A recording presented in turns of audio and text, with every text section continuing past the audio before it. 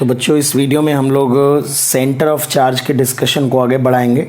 Electric dipole पढ़ रहे हैं और लास्ट वीडियो में हमने सेंटर ऑफ चार्ज पढ़ा था और ये उसके कुछ एप्लीकेशंस में दिखा रहा था आपको कि एप्लीकेशंस कैसे आएंगे। तो torque due to uniform electric field में हम लोगों ने डिस्कशन किया था कि किसी भी बॉडी पे अगर हमें टॉर्क कैलकुलेट करना है तो पूरा का पूरा चार्ज सेंटर ऑफ चार्ज पे कॉन्सेंट्रेटेड मान के नेट फोर्स का टॉर्क कैलकुलेट कर सकते हैं। तो एक एग्जांपल जैसे हम लोगों ने डिस्कस करने के लिए कहा था कि अगर बहुत ही थिन रॉड हो, यूनिफॉर्मली चार्ज्ड है, ये थिन रॉड है, इसका मास m है, टोटल चार्ज q है, लेंथ l है। तो अगर इस पे हमें कैलकुलेट करना है कि यूनिफॉर्म इलेक्ट्रिक फील्ड E अगर अप्लाई कर दी जाए तो किस तरह से नेट टॉर्क आएगा, तो ये बच्चों हमें कैलकुलेट करना है कि नेट टॉर्क किस तरह से आएगा। तो इस पूरे रॉड के सेंटर ऑफ चार्ज पे टोटल चार्ज कॉन्सेंट्रेटेड मानेंगे और उसी पे मान लेंगे कि फोर्स QE लग रहा है। तो यहाँ से जो परपेंडिकुलर डिस्टेंस आएगी वो L/2 आएगी। तो अगर हमें just after application of electric field, just after release कह सकते हैं, रॉड को जैसे रिलीज़ किया है तो इसका एंगुलर एक्सेलरेशन बताना है बच्चों। तो अगर हम ये अप्लाई कर दें torque equal to I alpha, तो टॉर्क जो हो जाएगा वो फोर्स हो जाएगा QE। यहाँ पे हम सेंटर ऑफ चार्ज का कॉन्सेप्ट अप्लाई कर रहे हैं। तो जो सेंटर ऑफ चार्ज है उस पे पूरा का पूरा चार्ज कॉन्सेंट्रेटेड मान रहे हैं और इलेक्ट्रिक फील्ड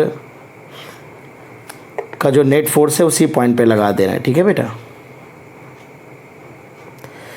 तो QE into L/2 is equal to I हो जाएगा ml²/3 इंटू अल्फ़ा। तो अल्फ़ा की वैल्यू आसानी से यहाँ से निकल सकती है, ये हो जाएगी 3QE divided by 2m into L। तो यहाँ पर हम सेंटर ऑफ चार्ज का यूज़ कर रहे हैं बच्चों। ठीक है। तो सेंटर ऑफ चार्ज को हमने पढ़ लिया। ये एग्जाम्पल हम लोग कंप्लीट नहीं कर पाए थे क्योंकि अचानक से वीडियो शट डाउन हो गया था, बैटरी ऑफ हो गई थी।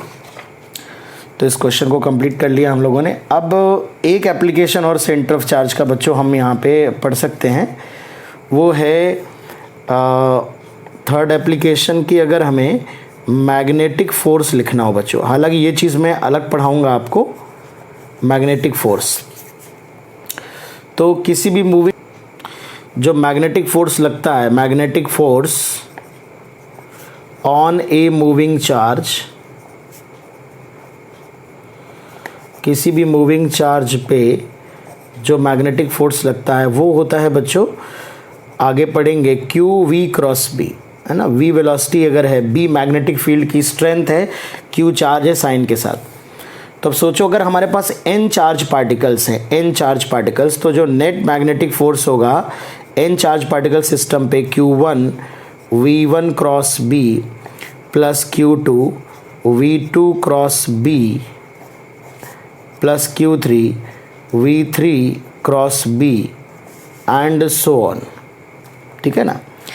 अब अगर देखें तो यहाँ पे नेट मैग्नेटिक फोर्स जो आ रहा है ये Q1 V1 plus Q2 V2 cross B पूरे में कॉमन आ जाएगा plus Q3 V3 plus and so on cross B।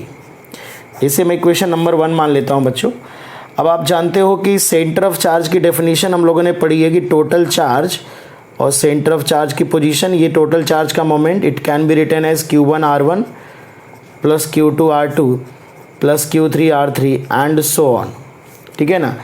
तो यहाँ पे अगर मैं इस टर्म को डिफ्रेंशिएट कर दूंगा तो टोटल चार्ज dr/dt यानी कि velocity of centre of charge हो जाएगा और ये Q1 V1 this is Q2 V2 plus Q3 V3।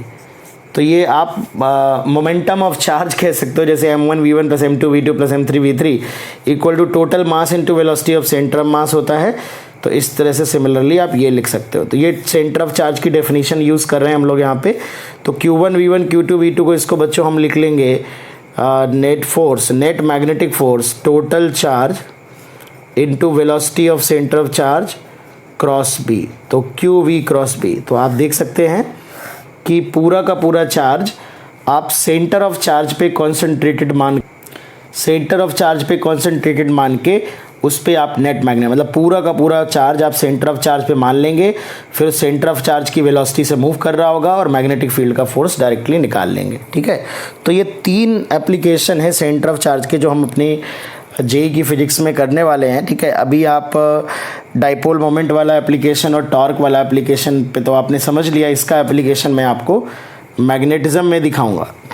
Torque के लिए आप एक क्वेश्चन और समझ सकते हैं, जैसे मान लो एक डिस्क है हमारे पास और इस डिस्क को हमने टॉप मोस्ट पॉइंट पे हिंज कर दिया, यहाँ पे टॉप मोस्ट पॉइंट पे हिंज कर दिया और एक यूनिफॉर्म इलेक्ट्रिक फील्ड अप्लाई कर दी है।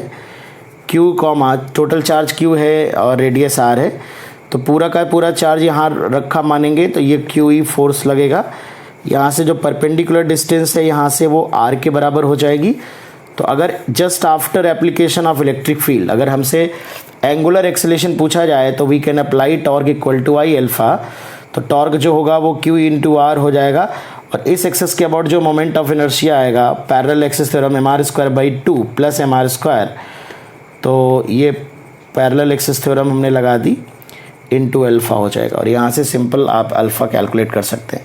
तो आप देख सकते हैं रोटेशनल मैकेनिक्स और इलेक्ट्रोस्टैटिक्स को मिक्स करके हमने यहाँ पे ये प्रॉब्लम सॉल्व किया है बच्चों। ठीक है।